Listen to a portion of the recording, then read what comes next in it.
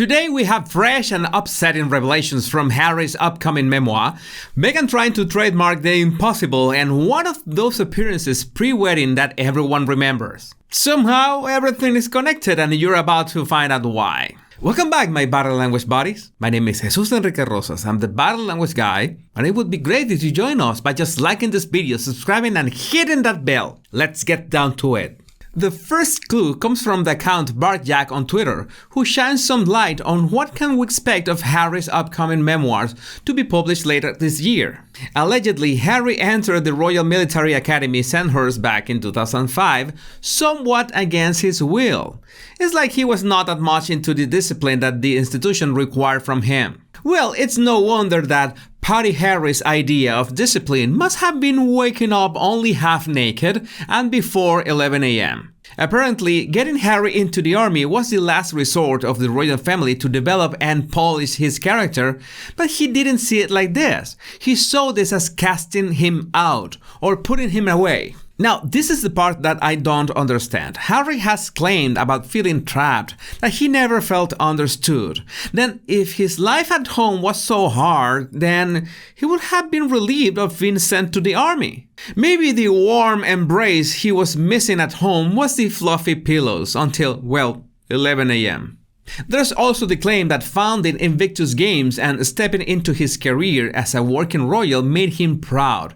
But so it seems that it still wasn't roses with his royal duties. This is an unofficial snippet, there's nothing confirmed yet, but even so, what we get from this text fits really good with how we can perceive Harry's lack of direction and lack of purpose. You begin to notice a pattern that is poisonous from any perspective. He did not feel good at home, since he felt he was being emotionally sidelined by his own family, but at the same time he did not feel good at the army, and then the service path was not easy either. The pattern is of a man that has an identity crisis, in which there is no certainty about what is the path that he needs to take at this moment.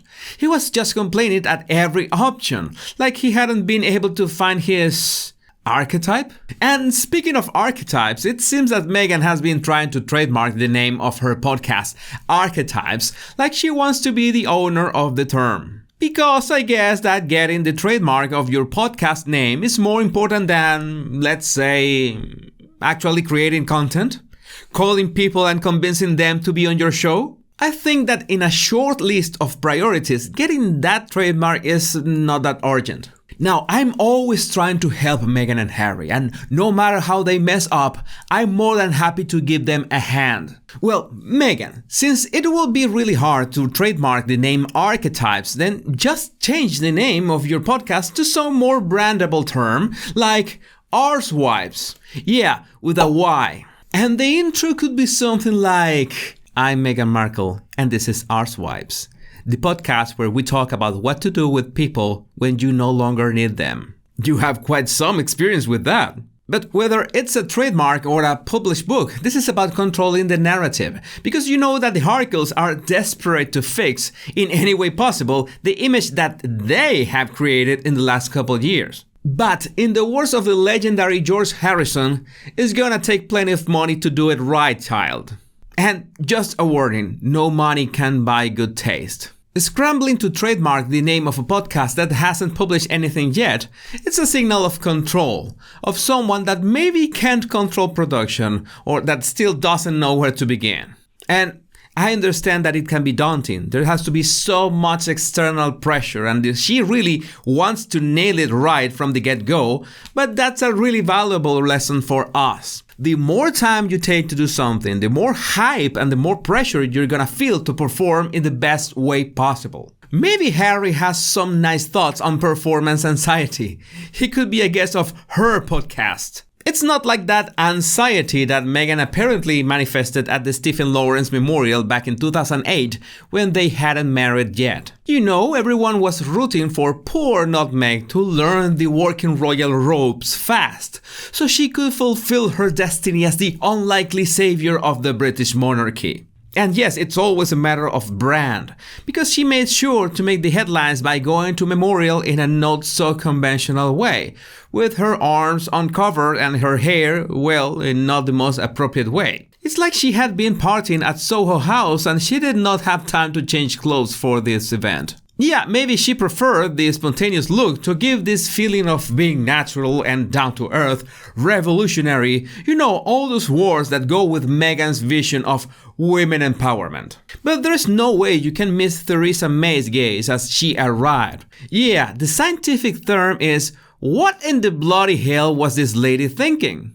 It's more and more evident, both in their initiatives and how they market them and how they act upon them, that the Harkles want to weaponize their victimhood. And that's something that is not that new, but at the same time it's interesting that you get studies every now and then that explore how these toxic personalities employ the victim card to tell you that you're a bigot. It's only that it's a bit difficult to buy into the victim narrative, such as in that South America interview, because Meghan, even before marrying into the royal family, was, by all standards, a really privileged woman. Even so, she had the brass balls to suggest that nobody asked if she was okay. While she was on service visiting people that were, and still are, truly struggling. It takes nerve to do that. But I'm sad because we don't have any way of knowing if that was acting or if that was the real Meghan speaking. But no matter which option you choose, either one is still disturbing as f***. And this also connects with that advance we got from Harry's memoirs. It's not that Meghan came and changed Harry. It's that Harry was already planning how to deal this blow on his family, but he did not have the leverage to do it on his own. After all, he still was the privileged ginger of the bunch, so it would be really hard to shake the public opinion and make them care about what he was going through. Meghan appears, and yes, the right word for her is the catalyst. Again, it's not that she manipulated Harry, but instead served as leverage for everything that Harry wanted to do long ago. Again, because he lacks drive, he lacks purpose, and what's even more dangerous, he lacks identity. All his actions have been focused in some kind of vendetta to a concept. The concept that the royal family and what the royal family represents was the reason his mother is no longer with him. That makes even harder to understand why didn't he develop that identity and purpose in the army.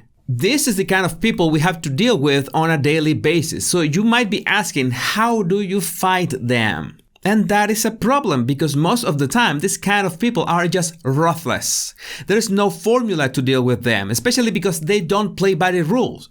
There's no playbook that works in every situation. The light at the end of the tunnel is that they can only thrive by going from one manipulation to the next, always virtue signaling in every step of the way to make sure that their fans keep glued to their fight for what's right. But the more they expose themselves, the more people end up seeing through those masks, and in the end, the facade no longer works. It crumbles to the ground, and when it happens, it's never pretty. If you want to refine your observation skills, all you have to do is download my 100 body language tips right in the description of this video. My name is Jesus Enrique Rosas, and it will always be a pleasure, my body language buddies. Much love and bliss.